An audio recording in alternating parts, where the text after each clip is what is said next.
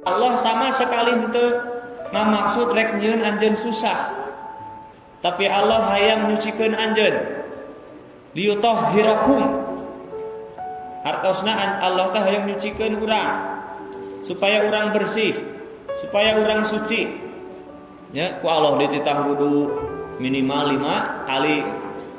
Ditah salat minimal 5 kali sapoe. Eta teh lain jang Allah.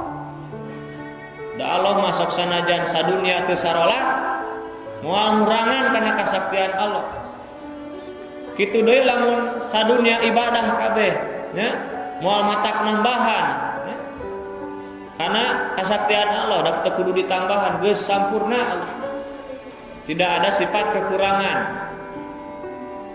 Dipinuhan ku sifat kasampurnaan, itu Allah.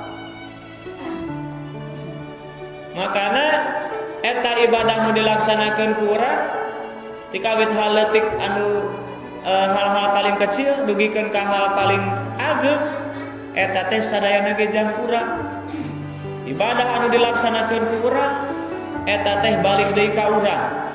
Termasuk ketika urang ngalanggar kana perintah Allah, kana ibadah anu diinstruksikeun ku Allah, maka madaratna lain kami Allah, tapi kami urang.